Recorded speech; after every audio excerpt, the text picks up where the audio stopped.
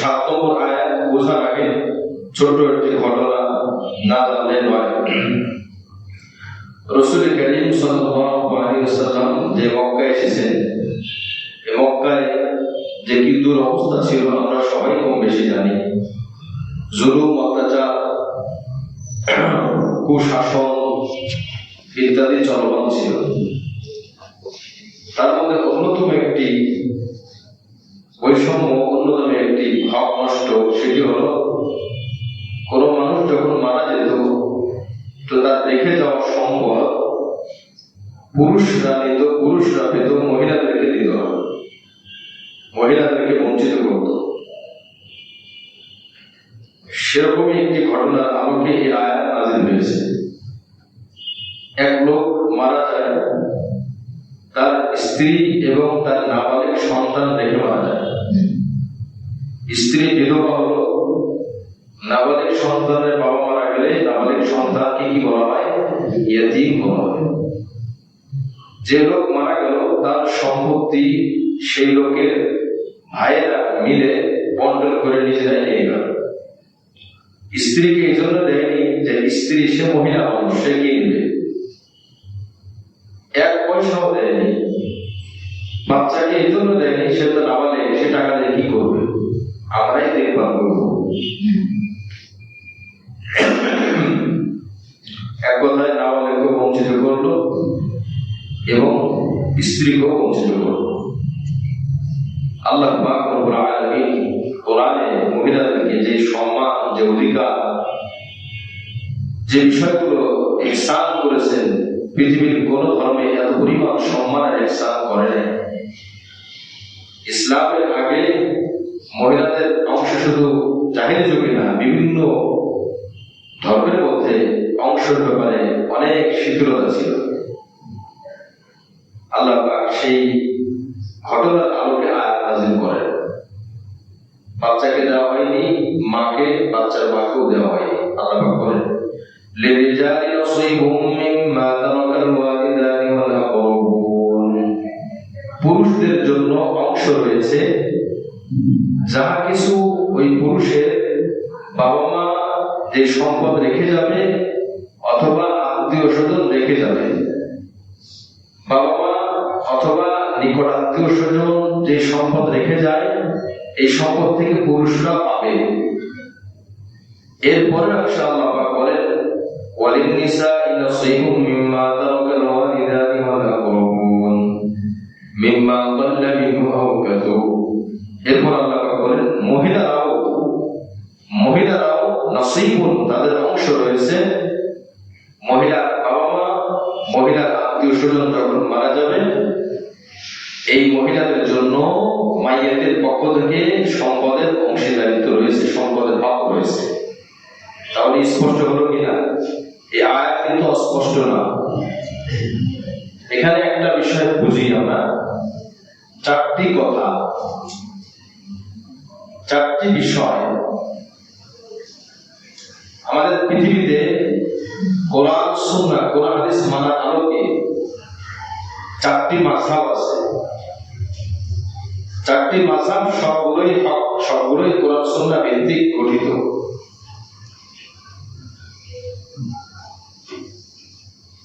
আমাদের জীবনে যত কিছু আমরা দেখি সব বিধানগুলো কোরআনে আছে, কিন্তু একভাবে নাই, ভিন্ন ভিন্ন ভাবে আছে।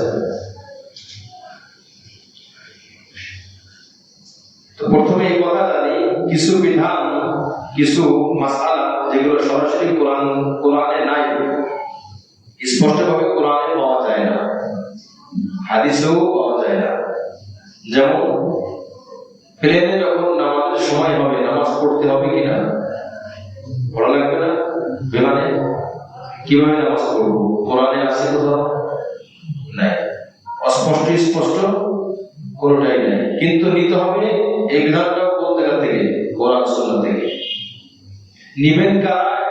বুঝবেন যারা, বুঝবেন যারা জ্ঞান অর্জন করেছেন, তারা সিদ্ধান্ত দিবেন কিভাবে নিতে হবে, কোরআন হাদিস থেকে। তাহলে এরকম বিধান কিছু আছে যেগুলো কোরআনে নাই, স্পষ্টভাবে নাই, নম্বর 1। নম্বর 2, কোরআনে কিছু বিধান আছে কিন্তু অস্পষ্ট, আছে উল্লেখ করা আছে কিন্তু অস্পষ্ট, এমন বিধান আছে। এই স্পষ্ট করার জন্য আল্লাহ রাসূলের হাদিসের প্রয়োজন। নম্বর 3, কিছু বিধান আছে স্পষ্ট তবে সাংঘর্ষিক। কিছু বিধান আছে স্পষ্ট তবে সাংঘর্ষিক। সূরা মাইদার মধ্যে একটা আয়াত আছে, অসুস্থ অবস্থায় যে ব্যক্তি মারা যাবে এমন অবস্থা হয়ে যায়, ওই ব্যক্তি ওসিয়াত করবে, আমার বাবাকে এত দিবা, আমার মাকে এত দিবা, আমার ছেলেকে এত দিবা, ওসিয়াত করবে। কোরআনের কথা, সূরা মাইদা। সূরা নিসা 11 এবং 12 নম্বর আয়াতে স্পষ্ট বলা আছে, কোন অসুস্থ রোগী মারা যাওয়ার আগে ওসিয়াত করতে পারবে না। আল্লাহ যাদের জন্য যা বরাদ্দ করেছেন সে ততটুকুই পাবে, বেশিও পাবে না, কম পাবে না। আচ্ছা, এবার বলেন, আমরা কি দুই আয়াতের কোনো মিল আছে? পুরো সাংঘর্ষিক না স্পষ্ট সাংঘর্ষিক? ওখানে বলা আছে ওসিয়াত করবে, বাবাকে 1000 টাকা থেকে 200 টাকা দিয়ে দিবা, তো ওইটাই দিতে হবে। মাকে 300 দিবা, তো ওইটাই দেওয়া লাগবে। ছেলে আছে, ছেলেকে 50 টাকা দেবা, ওইটাই দিতে হবে। এ হলো ওই আয়াতের অর্থ উদ্দেশ্য। সূরা নিসা 11 এবং 12 নম্বর আয়াতের অর্থ আর উদ্দেশ্য হলো, আমি আল্লাহ যার জন্য যা বরাদ্দ করেছি তাই পাবে। কোনো অসুস্থ রোগী এরা ওসিয়াত করতে পারবে না। বাবার জন্য নির্ধারিত, মায়ের জন্য নির্ধারিত, সন্তানের জন্য নির্ধারিত, স্ত্রীর জন্য নির্ধারিত, স্বামীর জন্য নির্ধারিত। তাহলে এবার বলেন সাংঘর্ষিক কিনা? এখন আপনি কোনটা আমল করবেন? ওসিয়াত করলে যেখানে আল্লাহ ওসিয়াত করতে নিষেধ করেছেন ওই আয়াতের অমান্য হয়, আর ওসিয়াতের বাদ দিয়ে আল্লাহ এই কথাটা সূরা নিসা আয়াত মানলে সূরা মাইদার অমান্য হয়, আপনি আমি এখন কোনটা মানব? এবার বলেন, দুটোই কি একসাথে মানা সম্ভব? না। একটা মানলে সমস্যা থেকে মুক্ত না। তাহলে তিনটা বিষয়। 1 নম্বর নাই, 2 নম্বর আছে অস্পষ্ট, 3 নম্বর আছে সাংঘর্ষিক। ভাই বোঝা গেল কিনা? 3টা। 4 নম্বর, কিছু বিধান আছে স্পষ্ট সাংঘর্ষিক না। আমি আবার বলছি, কিছু বিধান যেটা আছে স্পষ্ট সাংঘর্ষিক না। তাহলে মোট কয় প্রকার হলো? 4 প্রকার। খুব বোঝার বিষয়, কিন্তু আমি একটা কথা ফলাফল বের করবো, আমরা বের করতে পারবো। 1 নম্বর আছে নাই, 1 নম্বর নাই, সরাসরি নাই। 2 নম্বরে আছে অস্পষ্ট, 3 নম্বরে আছে সাংঘর্ষিক। তাহলে 3টার মধ্যে আমার একটা জটিলতা তৈরি করো। 4 নম্বরে আছে স্পষ্ট সাংঘর্ষিক কোন আয়াত নেই। তাহলে 4 নম্বর নিয়ে কোনো কথা নাই। 4 নম্বরটার ব্যাপারে হুকুম হলো মাযহাবের কোন বিষয় না, কোন মাযহাবের বিষয় না, আমি স্পষ্ট সাংঘর্ষিক মুক্ত ওইটার উপরই মানতে হবে। এবং আপনি তালাশ করে দেখেন 4 নম্বর যে বিধানগুলো আছে এই বিধানের ব্যাপারে কোন মাযহাবের মধ্যে কোনো মত পার্থক্য নাই। উদাহরণ, ঈশার নামাজ ফরজ কয় রাকাত? হানাফি মাযহাবে শুধু 4 রাকাত, মালিকি মাযহাবে, শাফি মাযহাবে, হাম্বলি মাযহাবে, আশা করি বুঝে আসছে। যাকাত ফরজ 2.5% দিতে হবে, কোনো মতানৈক্য আছে? নাই। রমজান মাসে রোজা রাখতে হবে, কোনো মতানৈক্য আছে? নাই। এখন প্রশ্ন হয় এত মাযহাব কেন? এবার আসেন, এই 3 প্রকার নাই তো মাযহাব বিজ্ঞ ওলামায়ে কেরাম দরকার আছে, অস্পষ্ট ওলামায়ে কেরাম দরকার আছে, সাংঘর্ষিক ওলামায়ে কেরাম দরকার। তারাই কোরআন সুন্নাহ থেকে বের করে সমাধান দিতে গিয়ে মতপার্থক্য হয়েছে। প্রত্যেক মতপার্থক্যের পিছনে নস দলিল আছে। এই 3টি সমস্যার সমাধান করতে গিয়ে ভাগ হয়ে গেছে। ভাগ মন গড়া হয়নি, ভাগ কোরআন সুন্নাহ ভিত্তিক হয়েছে। সুতরাং এটা মন গড়া না। 4 নম্বরটার ব্যাপারে যেমন কোনো মতপার্থক্য নাই, কোনো মাযহাবকে ফলো করার কোনো বিষয় নাই, সব মাযহাবের লোক একই, কোনো মতপার্থক্য নাই। ঈদের নামাজ 2 রাকাত, কোন মাযহাবে 3 রাকাত আছে, 1 রাকাত আছে, নাই, স্পষ্ট বিষয়। এই জন্য কোরআন সুন্নাহ 4 প্রকার, এই 3 প্রকার প্রথম নাই। নম্বর 2 অস্পষ্ট, আছে অস্পষ্ট। যেমন আমি সহজে বলি, অস্পষ্টের একটা উদাহরণ হলো আপনার যেটা সরাসরি ইমামরা বের করেছেন, যে তোমরা সালাম দাও। সম্ভাষণ করো। তো কিভাবে সালাম দিব? কোরআনে স্পষ্টভাবে বলা নাই, অস্পষ্ট আছে। হাদিস থেকে সমাধান। কিছু বিষয় আছে যেটা হাদিসেও সরাসরি সমাধান দেওয়া নাই, আছে কিন্তু অস্পষ্ট আংশিক। সেখান থেকে ওলামায়ে কেরাম আপনার যুক্তি দলিলের আলোকে বের করেছে। এই তিনটা বিষয়ের সমাধানের দিকে মাযহাবের ভিন্নতা হয়েছে। তবে আর চমৎকার বিষয় হলো সমস্ত মাযহাবের পিছনে দলিল আছে। যে একটা মাযহাব ফলো করে মূলত সে কোরআন সুন্নাহ কি ফলো করে। কোন মাযহাব কোরআন সুন্নাহর বাইরে নয়, এবং কোন মাযহাব ওনারা অপর মাযহাবকে ভুল মনে করে না। আশ্চর্য বিষয়। সৌদি সহ সৌদি, কাতার, কুয়েত ইত্যাদি আরো কিছু রাষ্ট্র সহ এনাদের তাদের বেসিক যে মাযহাব, যে মাযহাবের উপর তারা আমল করে, যে মাযহাবের উপর তাদের ফতোয়া, যে মাযহাবের উপর তাদের শাসন চলে, বিচার চলে, আদালত চলে, সে মাযহাব হলো হাম্বলি মাযহাব। বিজ্ঞ একজন আলেমকে জিজ্ঞাসা করবেন সৌদি গিয়ে যে হাম্বলি মাযহাবের তো আপনারা আলেম, হানাফি মাযহাব, মালিকি মাযহাব, শাফি মাযহাব এগুলো ভুল না সহিহ? চিন্তা মুক্ত ভাবে ওই আলেম উত্তর দেবে সবগুলোই সহিহ। বাকি আমরা এটাকে আমাদের জায়গা থেকে বেশি গ্রহণযোগ্য মনে করি, তাই আমরা এটাকে মানি। আফ্রিকার যাবেন শাফি মাযহাব ব্যাপকভাবে, জিজ্ঞাসা করবেন আপনারা শাফি মাযহাব মানেন? তো হাম্বলি মাযহাব, হানাফি মাযহাব, মালিকি মাযহাব এগুলো কি ভুল? বলে না, এগুলো কখনোই ভুল না, এগুলো সবগুলো সবটা কোরআন সুন্নাহ ভিত্তিক। এজন্য আমার ভাই, এটা ভিন্ন একটা প্রসঙ্গ চলে আসছে, তাই আমি বললাম। তো আমি বলতেছিলাম আল্লাহ পাক রব্বুল আলামিন মানুষের বিধান দিয়েছেন, কোরআনের মধ্যে বিধান দিয়েছেন, যেটা যখন যেভাবে দিয়েছেন সেটা সেভাবে মেনে নেওয়া, মনের গোলামি, মনের দাসত্বের উপরে নিজেকে সঁপে দেওয়া। ইসলাম একমাত্র ধর্ম যেখানে মহিলাদের অংশ দিয়েছে, স্পষ্টভাবে এই আয়াতের মধ্যে আমরা পেলাম। মিম্মা কুল্লা মিনহু আও কাসুর, তবে কিছু কম কিছু বেশি, সেটাও আল্লাহ সামনে বর্ণনা করে দেবেন। নাসীবাম মাফরুদা, আল্লাহর পক্ষ থেকে নির্ধারিত হয়ে গেছে। সুতরাং কোন ব্যক্তির বাড়ানোর অধিকার নাই, কমানোর অধিকার নাই, বাড়াই দেওয়া সেই সুযোগ নাই।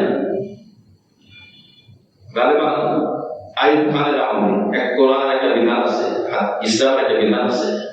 বাবা না থাকলে দাদা থেকে সরাসরি নাতি সম্পদ পায় না, সরাসরি পায় না। যে লোক মারা যায় তার ছেলেরা পাবে, কিন্তু ছেলে পাওয়ার জন্য ওই ছেলে থাকতে হয়, মানে নাতি পাওয়ার জন্য নাতির বাপ মানে মাইয়ের ছেলে থাকতে হয়। এখন সেই নাতিরা তো পাবে না, যেহেতু বাবা নাই, তাহলে কি এরা চলবে কিভাবে? মানে চাচারা দেখবে, অন্যরা দেখভাল করবে, এটা ভিন্ন মাসআলা।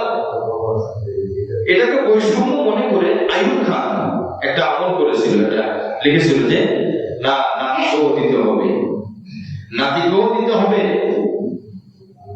ওই আইনের উপরে আমাদের বাংলাদেশের এখনো বলবৎ আছে কিনা, বহাল আছে কিনা আমি জানি না, ব্যাস ওখানে দেয়া আছে। অথচ এটা সম্পূর্ণরূপে কোরআন ও সুন্নাহ বিরোধী আইন।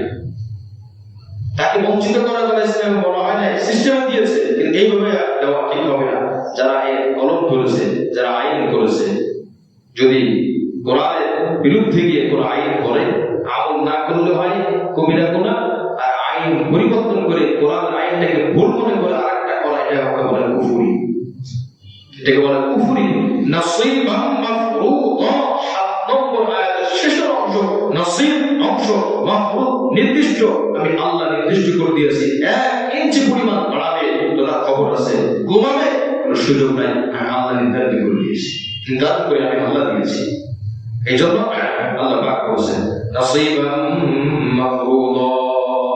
তাহলে এই আয়াতের সাধারণ পুরুষরাও পাবে, মহিলারাও পাবে, তবে কিছু কম বেশি, পুরুষরা কিছু কিছু জায়গা বেশি পাবে, মহিলারা কম পাবে, তাদের খরচের খাত নাই, এই জন্য তারা কম পায়। জন্মের পরে বাপের অধীনে, বাবা না থাকলে ভাইয়ের অধীনে, বিয়ে হয়ে গেলে স্বামীর অধীনে, স্বামী না থাকলে ছেলের অধীনে, স্বামীও নাই ছেলেও নাই, নিকটাত্মীয় পুরুষ না অধীনে, কেউ যদি না থাকে, রাষ্ট্র সেই মহিলার দায়িত্ব গ্রহণ করবে। তারপরে কোনো মহিলা নিজের টাকা 1 পয়সা খরচ করে একটা চাউল কেনার কোনো প্রয়োজন নেই। হযরত ওমর রাদিয়াল্লাহু তাআলা এমন একটা আইন এবং সিস্টেম করেছিলেন, পরবর্তী যারা তারা বলেছেন যে উনি যদি আর 1 বছর জীবিত থাকতেন, এর আগে কোন বিধবা মহিলা, পোশাকহীন, বস্ত্রহীন, সম্পদহীন কোন মহিলা থাকতো না, এমন সিস্টেম উনি করে যাচ্ছিলেন যে সিস্টেমের আলোকে অন্য কারো দ্বারস্থ হতে হবে না, তার নিজস্ব অর্থায়নে নিজের সম্পদে সে নিজেই চলতে পারবে এমন একটা উনি কার্যক্রম শুরু করেছিলেন। 1 বছর তিনি হায়াত পেলে এই কাজটি শেষ করে যেতে পারতেন। 10 বছর তিনি শাসন করেছেন। মুআজ্জাজ হাজিরিন, এজন্য আল্লাহ পাকের বিধান নির্দিষ্ট। নম্বর 8, ওয়াইদা হাদারাল কিসমাতা ওয়াল কুরবা ওয়াল ইয়াতামা ওয়াল মাসাকিন ফারযুকুহুম মিনহু ওয়া কুলু লাহুম কাওলান মা'রুফা। মারা গেছে। আচ্ছা, এই যে বিধানগুলো চলতেছে, বলেন এই বিধান কি ঈমানের বিধান? ঈমান শিক্ষার বিধান না। ইবাদতের বিধান, নামাজ কিভাবে পড়বো, রোজা কিভাবে পড়বো না। এটা কার হক? বান্দার হক। কার হক? বান্দার। আজকে জুমায় বান্দার হক নিয়ে আলোচনা গেছে, যারা ছিলেন জুমা, বান্দার হক নিয়ে আলোচনা চলতেছে। সম্পূর্ণ বান্দার হক।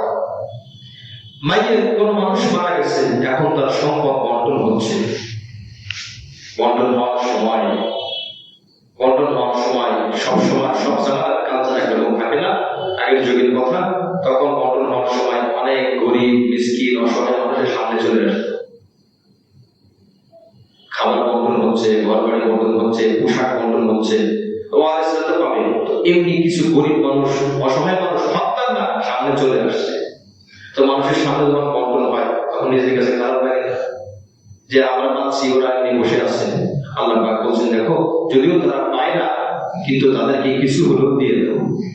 তারা যদি দেখতেছে তোমাদের বন্টনটা, কিছু হলেও দিয়ে দাও। কত সহানুভূতি ধর্ম ইসলাম। শুধু আচ্ছা যদি দিতে নাই পারো, কোনো অপারগতা থাকে, সুন্দর কথা বলে তাকে মনটা খুশি করাই দাও। সুবহানাল্লাহ। সূরা বাকারার আয়াত চলে গেছে। একজন মানুষ দান করার পরে যদি খোটা দেয়, গোপনে প্রকাশ্যে, গোপনে দিলে ওই ব্যক্তি জানলো না, কিন্তু জানতে কষ্ট হবে, আর প্রকাশ্য করা যাবে না। এই দান করে খোটা দেওয়ার থেকে দান না করে সুন্দর কথা বলা, এটা একটা সদকা, এটা সওয়াবের কাজ। সুবহানাল্লাহ। হাদিসের মধ্যে আছে, তাবাসসুমুকা আলা ওয়াজহি আখিকা সাদাকাতুন ওয়া ফি রাওয়াতিন লাকা সাদাকাতুন। কোন ভাইয়ের সামনে তুমি মুস্কি হেসে কথা বললে, মুস্কি হেসে দিলে, কোন কারণ ছাড়া, বাইরের সময় কাউকে দেখলে মুস্কি হেসে দিলে, আচ্ছা হাসার কি কারণ আছে? কোন কারণ না, এই হাসার সাথে সাথে সৎকার আমল নামে চলে গেছে। সুবহানাল্লাহ। তাবাসসুমুকা আলা ওয়াজহি আখিকা, তোমার ভাইয়ের চেহারার সামনে, চোখের সামনে একটু মুস্কি হেসে দিলা, কোনো কথা হয় নাই, কোনো আলাপ সালাম কথা হয়নি, মুস্কি হেসে দিছে, ভালো আছেন, ব্যাস সাদাকাতুন, এটা আমল নামা আখিরাতে বান্দা পেয়ে যাবে। সুবহানাল্লাহ। আচ্ছা বলেন, আমরা কিন্তু এই কাজটা করি, কিন্তু আমরা এটাকে ইবাদত মনে করে করি না, ঠিক না? হাসি না কথা বললে কি মনে করবে, সামাজিকতা হিসেবে আমরা ধরি, কিন্তু ভাই এটা শুধু সামাজিকতা না, এটা কিন্তু চরম বড় ইবাদত। সুবহানাল্লাহ। হাদিসের মধ্যে কি আছে জানেন? তিরমিজি শরীফের হাদিস, হাসরের ময়দানে মিজানে কি আমল সবথেকে ভারী হবে? রাসূল বলেন ইন্না আতকালা শাইইন ফিল মিজান, ইন্না আতকালা শাইইন ইউদা ফিল মিজান খুলকুল হাসান। রাসূল বলেন, আমলনামা দাড়িপাল্লার উপরে সবথেকে যে আমলটা ভারী হবে, চিত্রটা ভারী হবে, ওই আমলটা হলো উত্তম ব্যবহার। সুবহানাল্লাহ। তাহলে আমরা নামাজকে যেমন ইবাদত মনে করি, উত্তম ব্যবহারকে ওরকম ইবাদত মনে করি। যদি মনে করতাম কোনো মানুষ আমার থেকে কষ্ট পেত না, যদি মনে করতাম আমার হক অন্যের হক আমি নষ্ট করতাম না, আমি নামাজ রোজাকে যেমন ইবাদত মনে করি, অন্যের সাথে সুন্দর কথা বলা, হাসি রহস্য করা, এটাকে আমি ইবাদত মনে করি না। এই জন্য আমার ভাই, যখন গরিবরা বন্টন করার সময় সামনে চলে আসবে, আল্লাহ তাআলা বলেন কিছু দিয়ে দাও, যদি দিতে না পারো সুন্দর কথা বলো। দেখেন কোরআন আসছে, ওয়া ইযা হাদারাল কিসমাতা, বন্টন করার সময় যদি চলে আসে, উলুল কুরবা, নিকটাত্মীয়, এমন আত্মীয় যে আত্মীয় মূলত ওয়ারিস না, যেমন আপন মা কিন্তু ওয়ারিস পায় না, আপন খালা সরাসরি ওয়ারিস পায় না, এর আগে অনেক হকদার আছে, কিন্তু সামনে চলে আসছে, মামাতো ভাই সামনে আসছে, খালাতো ভাই সামনে আসছে, দূরের কোন আত্মীয় সামনে আসছে, ওয়াল ইয়াতামা, কোন এতিম সামনে চলে আসছে, ওয়াল মাসাকিন, কোন গরিব মানুষ সামনে চলে আসছে, ফারযুকুহুম মিনহু, তাদেরকে তোমরা কিছু কিছু দিয়ে দাও। সুবহানাল্লাহ।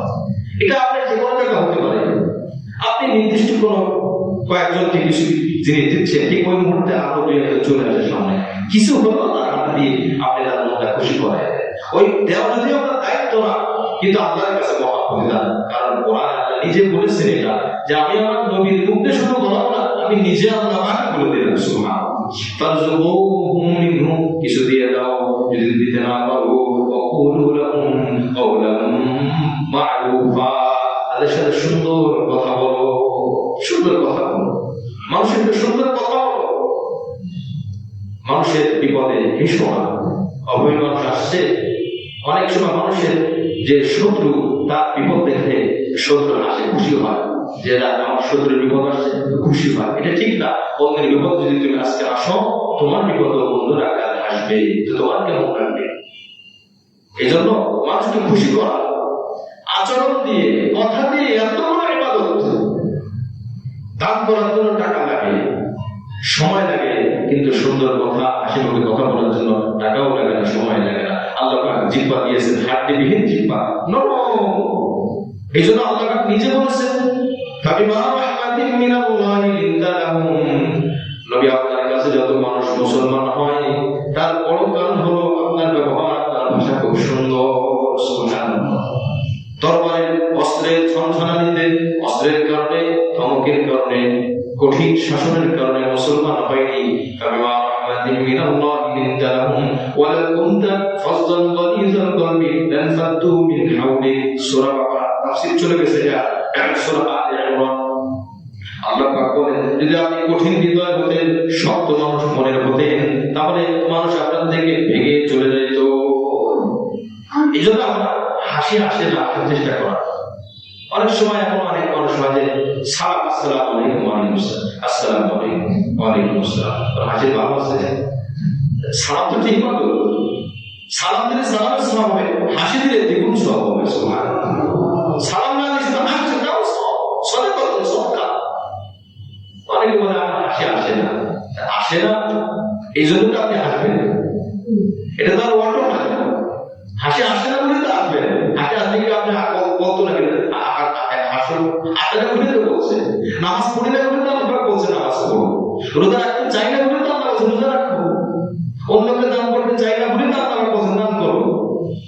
আচ্ছা, গুনাহ করতে মনে চায় এই জন্যই বলছেন গুনাহ করুন না, এটা ক্ষতি।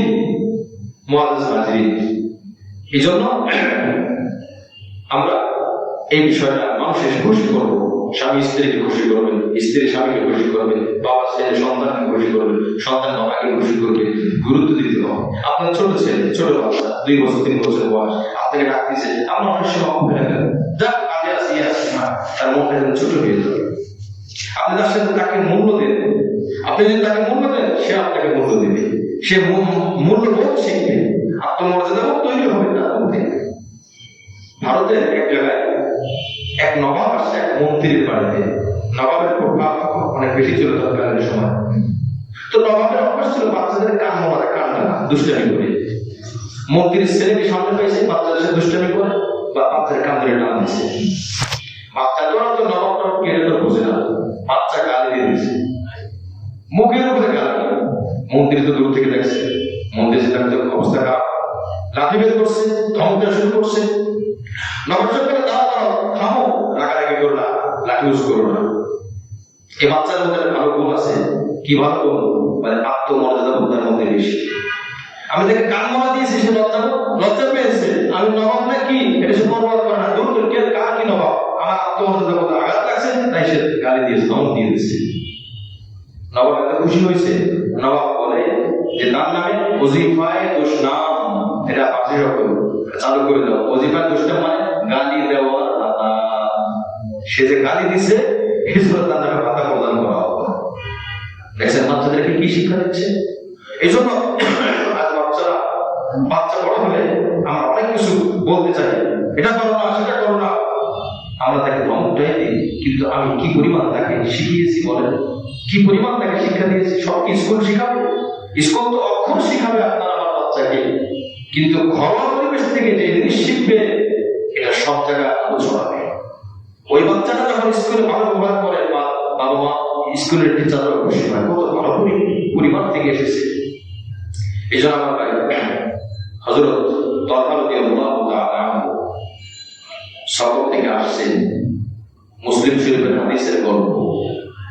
আসার পরে ঠিক এমন সময় আসছে, তার একদিন আগে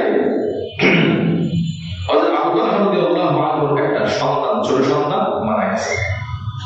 পরের দিন স্বামী আসছে, স্ত্রী কিছু বুঝতে দেয় না। স্ত্রী বলছে, খবরদার, সফর থেকে আসতেছে, জিহাদের সফর, লম্বা সফর, আমার স্বামী ক্লান্ত শ্রান্ত, তাকে কিছুই করবে না। কে বলতেছে? স্ত্রী বলতেছে। বর্তমান সময় হলে তো মোবাইল যুগ না হলে বর্তমান সময় স্বামী ঢোকার সাথে সাথে স্ত্রী কান্নায়, অবস্থা খারাপ, আপনি আসছেন, আপনার সন্তান নাই, কি নিয়ে বাঁচবো, বেচারা এগুলো সফর থেকে আসছে, এরপরে তার এই টেনশন যখন মাথায় যাবে তো তার অবস্থা কি হবে? তো স্ত্রী কিছুই বলে না, আসছে, ভালো আছে, সফর কেমন ছিল? ভালো, আলহামদুলিল্লাহ। আমার বাচ্চাটা কোথায়? বলে আছে আছে। এরপরে রাত্রে খানা পেশ করছে তার সামনে। কে? আবু তালহা। স্ত্রী খানা সামনে দিছে, খাবার খাওয়াইছে। খাবার খাওয়ার পরে রাত্রে ঘুমাতে গেছে। সন্তানটা কোথায়?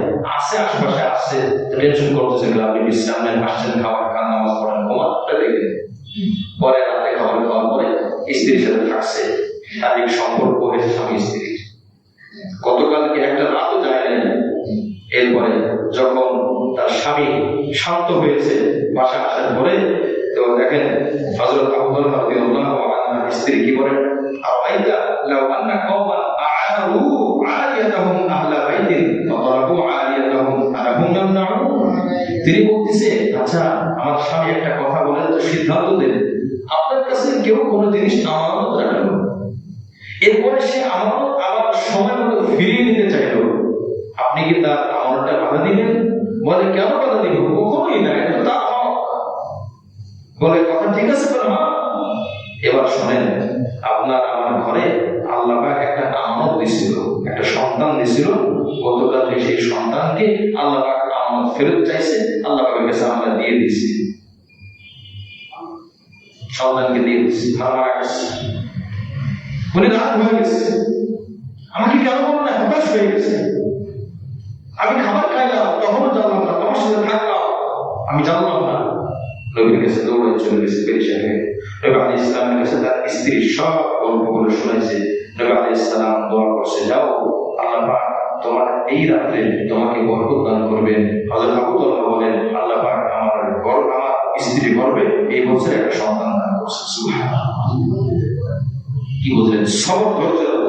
স্ত্রীর আচরণে স্বামী খুশি হয়ে গেছে, স্বামীর আচরণে স্ত্রী খুশি হয়ে যাবে। এই ঘটনায় গল্পগুলো কি আমাদের মা বোনেরা জানে? বলেন, আমরা তো মানে আশা করি আমার মেয়ে আমার সাথে আচরণ করে না কেন, আমার স্ত্রী আমার সাথে, আমি কি তাকে সেই শিক্ষা দিচ্ছি, সেই ব্যবস্থাটা আমি করছি? না, করি নাই। আমি আপনাকে কিছু না দিয়ে আশা করি কিভাবে? আমি আপনাকে দিচ্ছি মনে করেন চাউল, এখন আমি আশা করি যে তুমি আমাকে রুটি দাও, তো রুটি কিভাবে দেবে? সেটা তাকে দিচ্ছি, আমি তাকে চাও। আমার ভাই, এই জন্য আল্লাহ পাক বলেন, মানুষের সামনে সুন্দর আচরণ করো, ভালো ব্যবহার করো। তো এই আয়াতের শিক্ষা হলো, যদি কোনো গরিব মানুষ আসে তাকে দিয়ে দেওয়া। দুটি বিষয় এই আয়াতের মাসআলা। এক নম্বর, দেওয়া, এই যে দিয়ে দেওয়া, এটা ওয়াজিব না মুস্তাহাব? বলেন তো। মুস্তাহাব। ওয়াজিব মানে তো বাধ্যতামূলক, আবশ্যকতা। সে তো হকদার না, সে হকদার না, এটা মানবতা, এটা ইহসান, এটা দয়া। তাকে না দেওয়া গুনাহ হবে না, সুন্দর ব্যবহার করে বিদায় দেব, মুস্তাহাব। নম্বর 2, যদি এই সম্পদের মধ্যে কোনো নাবালিগ সন্তান থাকে, ভালো করে বুঝতে হবে, নাবালিগ সন্তান থাকে, ওয়ারিস একজন নাবালিগ আছে, যদি সাইডে তাদেরকে কিছু দিতে হয়, নাবালিগের যে অংশ আছে এই অংশটাকে বাদ দিয়ে বলে দিতে হবে। বালিগের অংশ দিতে হবে, নাবালিগের অংশ থেকে অন্য কারোর জন্য দান করাও জায়েজ নেই। সে বালিগ হবে, তারপরে তার ইচ্ছায় সে দিবে না না দিবে। নাবালিগের সম্পদ চিন্তা করলাম ওর আমল নয় তো সব যাবে, কিছু টাকা দিয়ে দিই না, এই অধিকার আপনাকে ইসলাম দেয় না। নাবালিগের তার নামেই বরাদ্দ থাকবে, আপনি তার পক্ষ থেকে সবের কাজ এগুলো করতে পারবেন না। এ হলো 8 নম্বর আয়াত। 9 নম্বর আয়াত আল্লাহ পাক বলেন, ওয়াল্লাযীনা লাউ তারাকু মিন খালফিহিম যুররিয়াতান দাআতুন খাফু আলাইহিম। একটা উপমা দিচ্ছেন, আচ্ছা মনে করো তোমরা কি ভয় কেন করবে না? তুমি যদি মারা যাও আর তোমার সন্তান অন্য কারোর অধীনে থাকে, ওই সন্তান, ওই দুর্বল সন্তানরা, সন্তানের উপরে কোনো খারাপ কিছু হওয়ার আশঙ্কা থাকে, সম্ভাবনা থাকে, থাকে, তাহলে তোমার সন্তানের ব্যাপারে তুমি কি চিন্তিত হবে না? কি বলে আমি চিন্তিত হব না? আমি মারা গেলাম, আমার সন্তান দুর্বল, ছোট নাবালিগ, যা কিছু আছে সম্পদ, পাবে কি পাবে না, আমি দুশ্চিন্তাগ্রস্ত। তো আল্লাহ পাক বলেন, তুমি যদি তোমার সন্তানের ব্যাপারে দুশ্চিন্তাগ্রস্ত চিন্তা করো, অন্যের ব্যাপারে কেন তুমি চিন্তা করো না? অন্যের ব্যাপারে ভয় করো, এটাই আল্লাহ বলছেন। ওয়াল্লাযীনা লাউ তারাকু মিন খালফিহিম, তারা ভয় করো, তাদের ভয় করা উচিত যারা রেখে গেল তার সন্তানদেরকে, দুর্বলদেরকে, যুররিয়াতান যাআফান খাফু আলাইহিম, যে দুর্বল সন্তানদের উপরে সে নিজেও তারা নিজেও চিন্তাগ্রস্ত, সন্ত্রস্ত, ভয়, দুশ্চিন্তায়। ফাল্লাতাকুল্লাহ, আল্লাহ পাক বলেন তারা যেন আল্লাহকে ভয় করে। ওয়ালাকুলু কাওলান সাদীদা, আর কথা বলে যেন সত্য সুন্দর কথা বলে। 2 টাকা যদি পায় বলতে হবে হ্যাঁ আপনি 2 টাকাই পান, 1.5 টাকা পান বলা যাবে না। 3 টাকা পাইলে বলতে হবে আপনি 3 টাকাই পান, 2 টাকাও কথা বলা যাবে না। এই হলো 9 নম্বর আয়াতের শিক্ষা। আল্লাহ পাক একটু যুক্তির আলোকে বুঝালেন, তোমার সন্তানের সম্পদ যদি অন্য কেউ নিয়ে যায় তোমার কেমন লাগবে? বলে আমার তো খারাপ লাগবে। তুমিও যদি অন্যের সন্তান নষ্ট করো তো তারও তো খারাপ লাগবে। একজন পুরুষ যুবক সাহাবী নবীর কাছে এসে বলছে, ইয়া রাসূলুল্লাহ, আমার ব্যভিচার জিনা করতে মনে চায়। সরাসরি এসে বলছে আমাকে ঔষধ চিকিৎসা দেন। তখন নবী বলতেছেন, শোনো, তোমার চোখের সামনে তোমার বোনকে যদি কেউ তুলে নিয়ে যায় তো তোমার কেমন লাগবে? বলো যে তাকে আস্ত রাখবো না। আচ্ছা, তোমার চোখের সামনে তোমার মেয়েকে যদি কেউ তুলে নিয়ে যায়, তার সাথে খারাপ আচরণ করে, তোমার কেমন লাগবে? বুঝলেন, আমার সহ্য হবে না, আমি জীবিত থাকবো আর আমার সামনে আমার মেয়ে, আমার বোনের অবস্থা হবে। আচ্ছা, তোমার স্ত্রী যদি হয়, তোমার মা যদি হয়, এই কথা বলার সাথে সাথে তার রক্তকে ঠান্ডা আছে। নবী তার রক্ত কিন্তু আগে গরম করছে। এরপরে নবী বলেন, তোমার স্ত্রীর ব্যাপারে তোমার টেনশন, তোমার রাগ, তোমার মেয়ের ব্যাপারে তোমার রাগ, তোমার বোনের ব্যাপারে তোমার রাগ, তোমার মায়ের ব্যাপারে তোমার রাগ।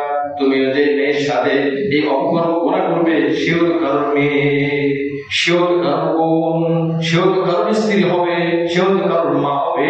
তাহলে তারা তোমাকে কিভাবে ছেড়ে দিবে?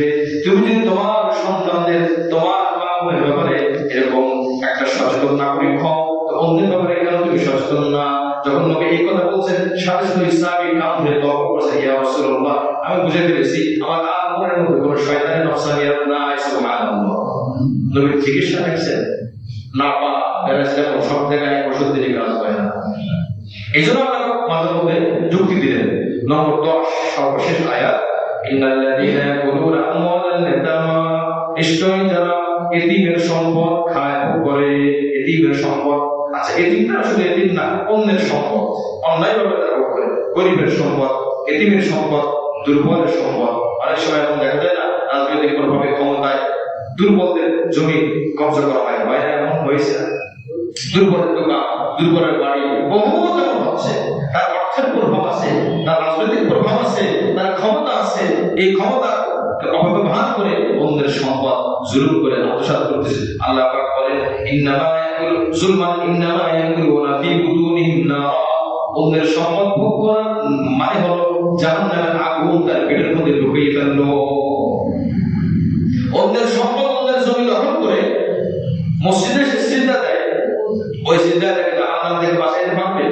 ও যে মসজিদে আসছে, ওর পেটে জাহান্নামের আগুন, ও সিজদা দেয়, ওর পেটে জাহান্নামের আগুন, তো জাহান্নাম থেকে বাঁচতে কি হবে? নাম বলতে চিনবেন। আমি ওই এলাকা নিয়ে অনেক কথা বলেছে, অমুক ব্যক্তি এই পুরাটা থানা 24 ভাগ জমির 1 ভাগ তার কবজায়। একটা থানা কি পরিমাণ জায়গা থাকে মনে করেন, একটা থানা এরিয়া 24 ভাগ করলে তার 1 ভাগ পরিমাণ সম্পদ সে নিজে কবজা করেছে। এই পরিমাণ সম্পদ আত্মসাৎ করেছে। 5 লাখ টাকার জমি 2 লাখ টাকা 1 লাখ টাকা নিবি, নিলে নে, না নিলে পুরো যা। কি করবি তুই? প্রশাসনের কাছে যাবি, তা আমার কেন কোন অর্থের কাছে, আমার কাছে তো কিছুই না। লোক কি করবি তুই? যদি কিছু নিতে চান এইভাবে মানুষ এখন সে মূলত এই জমিটা 1 লাখ টাকার জমিটা সে আত্মসাৎ করে নেয়, প্রদেশের পেটের মধ্যে আগুন ঢুকিয়েছে, জাহান্নামে আগুন ঢুকিয়েছে।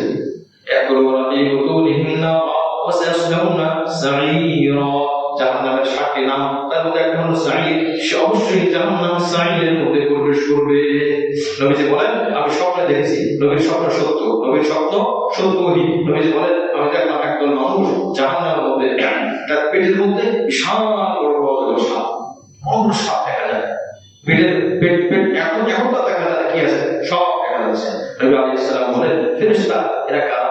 পরে ফেরেশতা জিবরিল আলাইহিস সালাম বলেছেন ইয়া রাসূলুল্লাহ, দুনিয়াতে এরা মানুষের হক নষ্ট করেছে, সুদের সাথে ঘুষের সাথে জড়িত এবং হারাম উপাদানের সাথে জড়িত, জুলুম করেছে, অত্যাচার করেছে, অন্যের জমি অন্যের সম্পদ সবকিছু ছিনিয়ে নিয়েছে। এই হাক খাওয়ার কারণে ভিতরে আল্লাহ পাক সাপ ঢুকিয়ে দিয়েছেন। খা, তোর তো বড় পছন্দ হয়, আমি এখন তোকে সাপ দিলাম, এটা তো ভোগ কর। নবী আলাইহিস সালাম বলেছেন আমার উম্মত খবরদার খবরদার, না খেয়ে থেকে মরে যাও, শহীদ হবা, কিন্তু হারাম তুমি খেও না।